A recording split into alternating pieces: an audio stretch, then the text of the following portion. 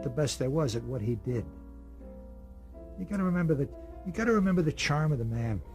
I went out on tour once with Frank and Dean and the Gold Diggers. And the Gold Diggers opened up the show. They did about 10, 15 minutes. And the announcer said, "Ladies and gentlemen, Dean Martin." Dean came out and he did about 30 minutes, and the audience was very nice. They applauded. "Yay, Dean, terrific, terrific, you were wonderful." Intermission.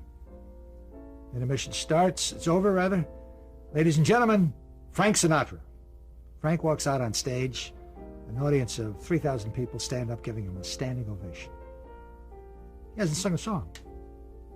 Frank works for half an hour. And of course, he's fabulous. Absolutely fabulous. He finishes. 3,000 people stand up, give him a standing ovation. Dean walks out on stage pushing a little liquor golf cart.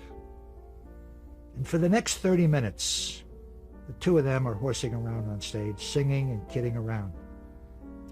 From the very beginning, you are unaware that anyone is on that stage but Dean Martin, and a fabulous performer.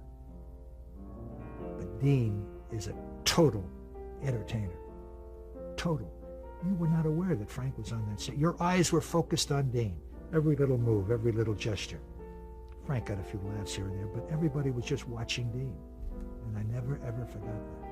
And the television show was the same way. It didn't make any difference who the guests were. What was Dean doing? How was he reacting? Was he laughing? "Hey, Pally,